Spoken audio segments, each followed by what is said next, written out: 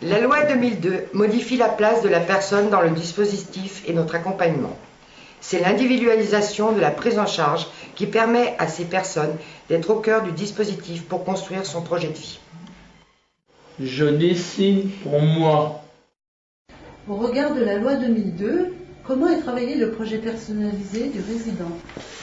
Ce que la loi 2002 a apporté au niveau de l'élaboration du projet d'un résident accueilli en foyer, en fait, c'est davantage de rigueur. Un écrit est formalisé et qui est à partir du recueil de toutes les observations et analyses de tous les partenaires qui gravitent autour du résident. En tant qu'infirmière, le projet de soins fait partie intégrante du projet personnalisé du résident.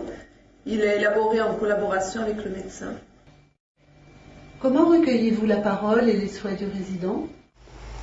Ce que nous apporte aussi la loi 2002, c'est le fait d'aller chercher l'avis du résident autant que faire se peut.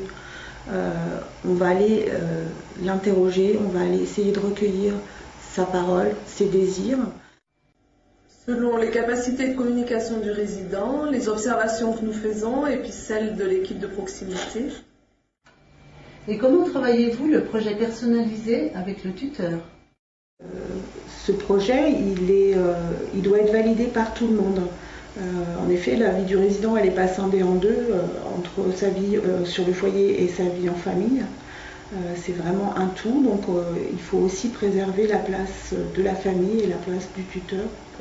C'est lui qui valide et qui finalement finalise ce projet. Sans son accord, le projet ne peut pas être mis en place. Nous accompagnons auprès du tuteur le projet de soins du résident, nous l'informons de l'évolution de l'état de santé de son proche et dans certains cas, nous avons recours à son consentement éclairé. Désormais, donc, il y a un questionnaire qui est donné aux tuteurs afin de leur permettre de mieux concerner leurs demandes. Une rencontre est fixée quelque temps après la réunion d'équipe où le projet a été discuté et finalisé aussi. Ce rendez-vous permet un échange en direct avec les référents et les tuteurs pour formaliser le projet. Comment vous sentez-vous associé dans le projet personnalisé de votre proche? Alors moi, je me sens assez bien impliquée dans le projet des majeurs protégés. Le projet est individualisé, précis, et il permet de suivre pour nous l'évolution en fait, de la vie des majeurs dans les structures. Voilà, donc moi, mon proche, c'est mon frère. Donc je me sens associée dans son projet, dans le sens où je suis en contact avec l'équipe qui l'encadre. Je suis présente au retour de synthèse, donc au courant de ce qu'il a fait, de quels sont ses projets pour l'année en cours, etc. On signe également son contrat de séjour, si je puis dire, ça doit être, donc où tout est retracé également. Et de toute façon, je suis là pour toutes les décisions importantes à prendre pour lui dans sa vie. Nous, on se sent complètement associés dans la prise en compte de Raphaël. Chaque intervention, même bénigne, nous est communiquée à l'avance. Nous avons rendez-vous avec à intervalles réguliers avec la directrice et la psychologue. D'accord. Et les demandes de votre proche, pensez-vous qu'elles sont entendues? Alors nous, en l'occurrence, pour les personnes majeures protégées qui résident en femmes, c'est vrai qu'elles ne s'expriment pas. C'est pas de façon en tout cas orale et explicite, donc on travaille plus avec ce que nous relatent les professionnels. Oui aussi, parce que je sais que, je parle du coup que en notre temps, mais c'est Eric est quelqu'un qui a besoin, Eric a besoin qu'on soit proche de lui, qu'on arrive à, il parle pas beaucoup, donc on arrive à le comprendre, etc. Et c'est une écoute qu'on a ici sans problème. Le personnel est autour et tient compte des besoins d'Eric, en plus de ses besoins de soins et qui évidemment sont dispensés.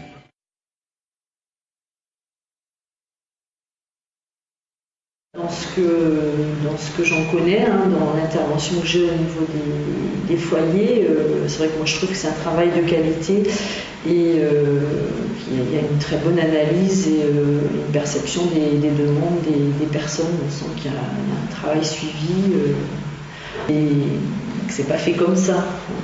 On sent qu'il y a quand même une véritable prise en compte des besoins des personnes en structure. Je trouve que le travail est adapté, correspond aux besoins que ces personnes ont. Et dans le respect de la personne, je tiens à le dire parce que je le vois aussi de l'extérieur. Et aussi par rapport au petit caractère de chacun. Enfin, chaque personne a sa place et on lui donne sa place.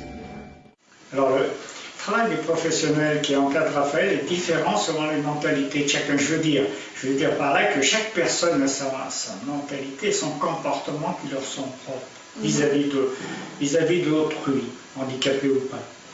Raphaël est comme chacun, sensible à ses comportements, mais il s'adapte même s'il a des préférences. Oui. S'il était resté depuis son plus jeune âge auprès de ses parents, je suis sûr qu'il n'aurait pas évolué aussi bien dans son comportement et dans son éducation basique, qui consiste à s'habiller seul, à se laver seul, ou presque, et à se tenir à table ou en société. Est-ce qu'un travail de collaboration ou d'échange existe en dehors du temps dédié au projet? Oui, parce qu'on peut se croiser au niveau des événements mis en place sur la masse ou quand on vient chercher... Quand je viens chercher mon frère ou quand on vient le voir simplement, l'équipe est là, on peut discuter, on peut amener des idées. Les échanges sont permis et je m'en sers bien. Le téléphone également, je sais que je peux n'importe quand, voilà, par rapport au référent de mon frère, je peux l'appeler, s'il y a un problème, on en parle directement, ou une question, c'est réglé, on travaille ensemble. Est-ce que vous savez que vous avez un projet personnalisé ? Oui, je savais. D'accord. Alors, qu'est-ce que c'est un projet personnalisé? Tous les indicateurs qui se retrouvent avec le chef de service où il parle des activités. Ouais. Si on veut changer les activités. Et on vous a écouté? Oui, ils m'ont écouté. Ils vous ont écouté, d'accord. Et qu'est-ce que vous faites comme activité alors? Alors, piscine. Ouais. La peinture, j'ai arrêté. Ouais. Le sport avec Manu et Sonia le jeudi.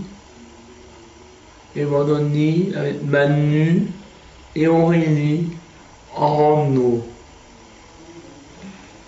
D'accord. Et ça vous convient? Oui, ça me convient. Est-ce que vous aimeriez participer plus à votre projet? Est-ce que vous aimeriez qu'on vous demande encore plus votre avis ou... Oui, je préfère. Vous préférez quoi? Qu'est-ce que vous préférez? Musique, activité, je veux faire après vacances. Alors dis-moi, est-ce que tu sais si tu as un projet personnalisé? Oui, elle est là. Il est là? Ça c'est ton projet? Oui. Est-ce que ce projet, on t'a demandé ton avis pour le construire? Est-ce qu'on l'a fait ensemble? Oui. Qu'est-ce que tu as choisi toi dans ton projet? Tu te rappelles? Peinture. Ah, les activités. Ouais. Tableau.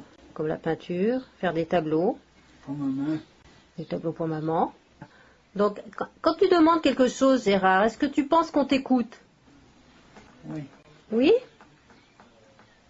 Est-ce que tu as envie de faire? Est-ce que tu arrives à le faire? Avec nous? Oui. Oui? Bon. Est-ce que toi, tu as un projet ici? Des fois, ouais. Ouais. Je vais faire un projet. Et est-ce qu'on t'a demandé ton avis pour ce projet? Ouais. Tu peux m'expliquer ce que tu avais dit? Et je vais dire un pyjama. Ouais. Changer les boucles d'oreilles. Faire les sols. Et est-ce que ça a été possible de faire tout ça? Ouais. Est-ce que tu y es venu à la réunion de ton projet? Ouais. Tu t'en rappelles? Ouais. Un mardi. Oui. Donc toi, t'es venu à la réunion? Ouais. Et t'as dit ce que tu voulais mettre dans ton projet? Ouais. D'accord.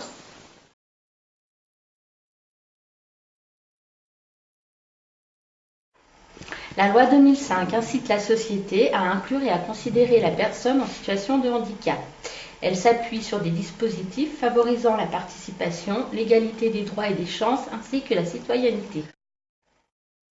La société bouge pour moi. Au regard de la loi 2005, en ce qui concerne l'accessibilité, est-ce que la société s'est adaptée au handicap au regard de la loi?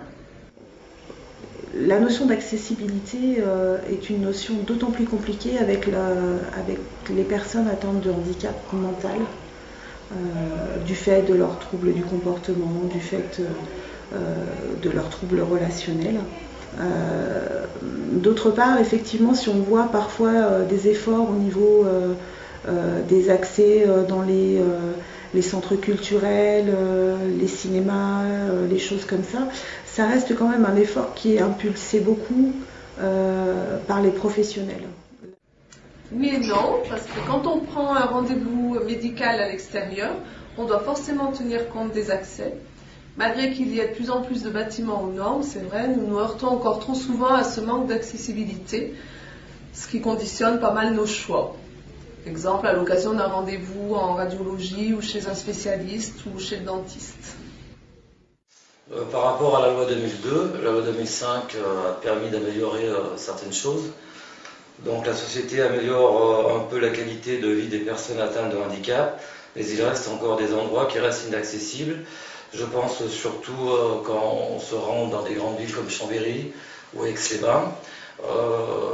Ces deux villes qui ont fait un effort quand même particulier pour l'accès aux handicapés, avec des bandes pododactyles, des trottoirs donc biseautés où les fauteuils puissent passer, mais c'est pas fait partout.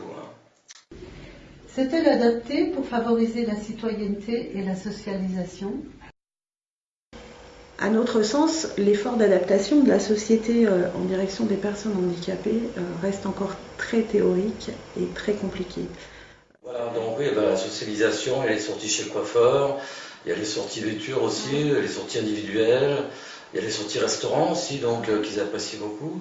Donc ça permet aussi de sociabiliser un peu le résident, quoi. Et en ce qui concerne l'égalité des droits et des chances? Donc, en théorie, l'égalité des chances, l'égalité au niveau de l'accès à la santé, par exemple, est encore très compliquée. Quand un résident a mal aux dents, c'est difficile de l'emmener dans un cabinet dentaire. C'est difficile de lui faire des soins dans un cabinet dentaire et du coup, il n'y a encore pas beaucoup de structures qui soient adaptées pour pouvoir lui faire des soins. Nous avons fait le choix de privilégier la prévention au niveau des examens préconisés à l'ensemble de la population, comme le dépistage du cancer colorectal, le cancer gynécologique et aussi au niveau du suivi bucco-dentaire. Pour autant, nous sommes confrontés à certaines difficultés liées au handicap. Exemple, un simple détartrage de dents peut nécessiter une anesthésie générale. Pensez-vous que la société a évolué au regard du handicap du point de vue de l'accessibilité et de la citoyenneté? Par rapport un petit peu à la loi de 2005, moi je pense qu'il y a eu effectivement des évolutions positives, mais notamment concernant l'accessibilité, on voit qu'il y a un report de la loi, ce qui veut dire qu'il y a quand même encore des choses à mettre en place. On le voit notamment pour les personnes qui sont en foyer d'accueil médicalisé, qui sont directement concernées par ce problème d'accessibilité. D'un point de vue général, oui, je pense que le regard de la société a évolué face au handicap. De partout, on voit au niveau des constructions, au niveau des accès même à la culture ou même à l'administration, enfin de partout, une personne par exemple en fauteuil pourra plus facilement accéder qu'avant. Donc à ce niveau-là, oui, je pense que le regard de la société il a changé. Les personnes handicapées sont plus intégrées dans notre société, du moins peuvent faire plus de choses comme les valides. Si les nouvelles lois voient régulièrement le jour, je crois que la société, elle bouge au ralenti. Oui. Hein? Chaque année, l'accessibilité est reportée d'année sur année sur les transports ou les magasins ou dans les habitations. Et dans le sens de l'égalité des droits et des chances? À ce niveau-là, je sais, d'un point de vue expérience personnelle, j'ai longtemps travaillé en collège et au niveau de l'égalité des droits et des chances, beaucoup de places ont été ouvertes aux enfants handicapés dans les classes classiques. Maintenant, au niveau de l'encadrement de ces personnes, peut-être que pas le cadre, mais la formation des personnes qui les suivent ne sont peut-être pas assez adaptées au handicap. Parce que une personne handicapée, même si elle a la capacité de suivre un niveau scolaire, elle aura d'autres besoins à côté. Et peut-être que voilà, à ce niveau-là, les choses ne sont pas encore tellement au point.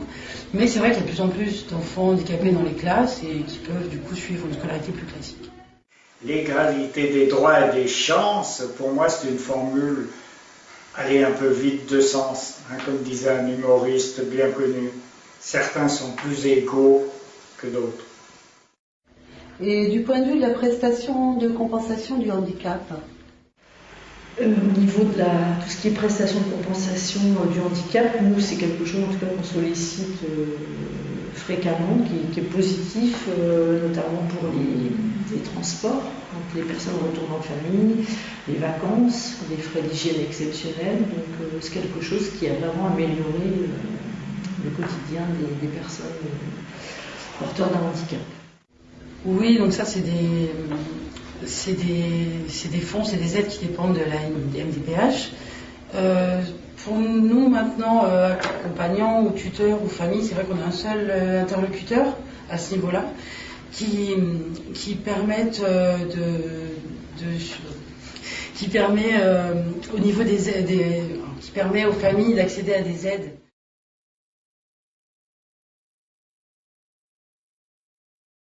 Est-ce que vous aimez faire des activités en dehors de l'établissement? Du bateau. Du bateau? Ouais. Oui. Et ça, vous aimez bien, alors? J'aime bien. Ouais. Et le ski, j'aime bien. Ah, et le ski aussi. Tout vous plaît dans les activités à l'extérieur? Tout me plaît. Il n'y a pas des fois où vous dites, moi, j'ai pas envie de sortir Moi, c'est ma soeur, j'ai peur du monde. Voilà, trop de monde. Ah. Dans les villes où on va d'abord. Alors, dis-moi Gérard, est-ce que tu aimes faire des activités en dehors de l'établissement? Oui. Et qu'est-ce que tu fais comme activité en dehors de l'établissement? La piscine. Ouais. Quoi d'autre? Les animaux. Forezane? Ouais. Et puis, qu'est-ce que tu fais d'autre? Des gâteaux. Ah, comme le concours pâtisserie? Et qu'est-ce que tu fais d'autre encore comme activité en dehors de... Les concours de boules? Oui. Ah ouais. Mais ça, c'est avec ta maman? Non, avec colo. Ah, quand tu pars en camp, la colo, oui, exact. Est-ce que tu saurais me dire ce qui est difficile quand tu sors à l'extérieur ou est-ce qui est agréable aussi? On va commencer par ce qui est difficile. Qu'est-ce qui est difficile quand tu sors à l'extérieur? Je peux pas plier les jambes. Tu peux pas plier les jambes, effectivement. Tu peux pas aller où tu veux, comme tu veux? Ah non. C'est ça? Oui. Parce que tu as des difficultés à marcher? Oui. D'accord. Et par exemple, quand toi tu sors, que tu vas en sortie ou en promenade, t'aimes bien faire quoi? Les magasins? Moi, les magasins, c'est fringues. Ouais. Et voir les pompiers. D'accord. Quand tu es en sortie, est-ce qu'il y a des choses qui sont difficiles, que t'aimes pas? Il y a du monde. Quand il y a du monde, tu n'aimes pas ça? Non. D'accord. Tu fais quoi alors quand il y a du monde? Je me casse. Tu te casses? C'est ça? Je me barre. Et tu vas où?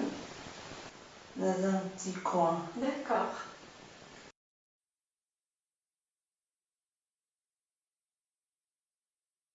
La loi 2007 renforce la protection physique, morale et des biens de la personne. Cette loi permet d'adapter les mesures de protection tout en la contrôlant avec la priorité à la famille. Je suis protégé comme je le mérite. En ce qui concerne la loi 2007, dans votre profession, quel rôle est attribué au tuteur et à quel moment devez-vous l'interpeller?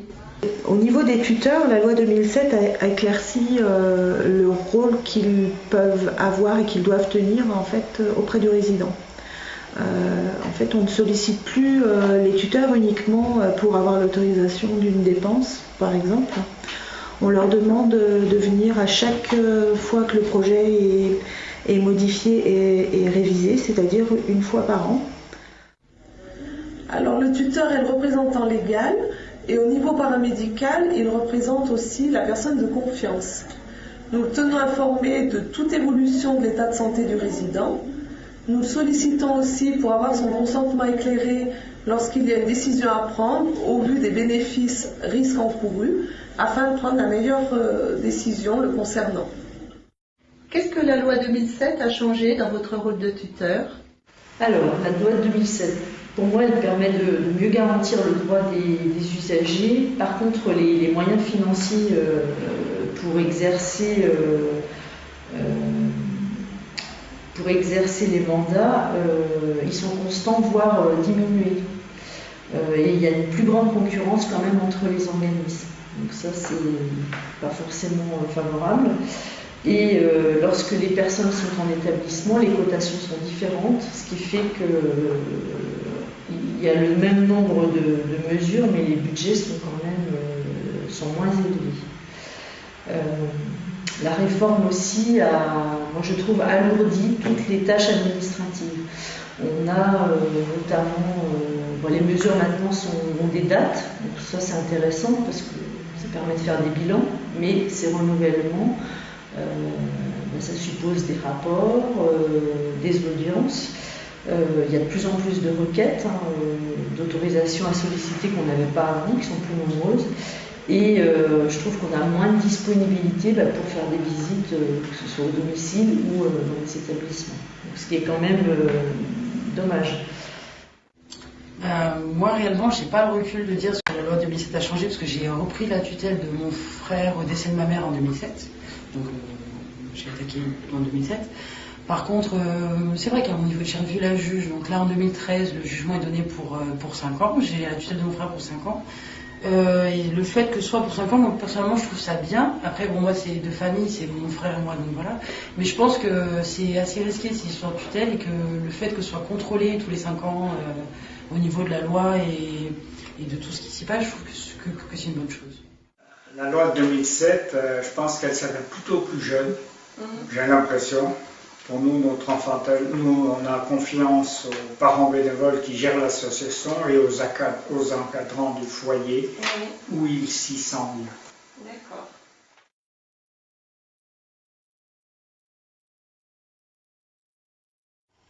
Avez-vous un tuteur?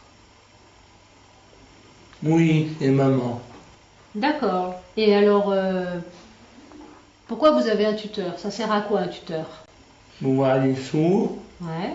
et voir la télé, les faire DVD, les affaires, ou payer des activités. Et maman elle m'a dit qu'on va bientôt le revoir, le tutelle. Ça sert à quoi le juge alors?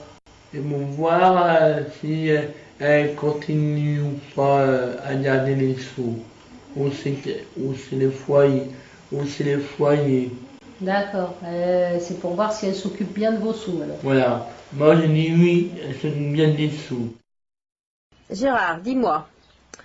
Est-ce que tu as un tuteur, toi? Oui, Et maman. c'est maman, ta tutrice? Oui? À quoi il sert le tuteur? De quoi il s'occupe? Des sous. Des sous. Ouais, c'est maman qui gère ton argent? Voilà. Ouais. D'accord. Et est-ce que toi, tu as un tuteur ou une tutrice? C'est quoi un tuteur? La tutelle, tu connais? Non, tu la connais pas, la tutelle? Non. Non. Tu l'as jamais rencontrée? Si, moi. Ça fait longtemps? Ouais, ça fait longtemps que j'ai pas vu la tutelle. Et tu sais à quoi ça sert, une tutelle? Il doit gagner d'argent. Ouais. Toi, est-ce que tu as besoin d'une tutelle? Hein? T'en as besoin, toi? Ouais. Ouais. Pour faire quoi t'en as besoin? Pour avoir des sous. Pour avoir des sous? Ouais. Et ça sert à quoi ces sous qu'elle te donne? Pour acheter des fringues, quelque chose. Ouais. Ça sert à quoi d'autre? Aller chez coiffeur. Selon votre point de vue, est-ce que ces lois facilitent ou entravent-elles l'accompagnement des résidents? Les lois 2002, 2005 et 2007 nous obligent à toujours travailler dans l'intérêt du résident, à individualiser sa prise en charge en fonction de ses besoins, de ses désirs, à ne pas penser en termes de fonctionnement collectif. Les résidents, on ne les cache plus, entre guillemets, les personnes handicapées, on ne les cache plus. Elles ont leur place dans la société comme n'importe qui. Je pense que ces lois facilitent l'accompagnement de mon frère parce qu'elles nous donnent un cadre et les familles ont besoin d'un cadre, ne serait-ce que pour savoir comment agir avec une personne handicapée, que faire quand, en gros. Et ça nous donne un cadre d'une part juridique, au niveau, par exemple au niveau financier. Moi j'ai la tutelle de mon frère, je sais ce que j'ai le droit de faire ou pas, etc. Donc un cadre à ce niveau-là, mais aussi un cadre au niveau de la prise en charge générale de la personne. Parce que tous les intervenants qui gravitent autour de mon frère, leur place est clairement dessinée et nous on sait exactement à qui s'adresser quand, par rapport à quels besoins. Et du coup ça nous donne les bases pour justement ne pas s'inquiéter de la santé ou des soins primaires de la personne, mais pour justement travailler sur son développement et ses projets. Donc oui, je pense que toutes ces lois nous aident à aider à vivre notre proche handicapé.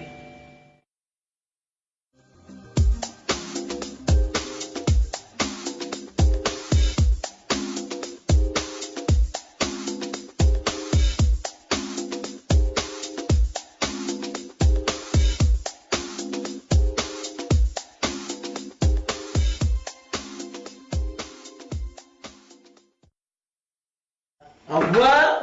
Au revoir.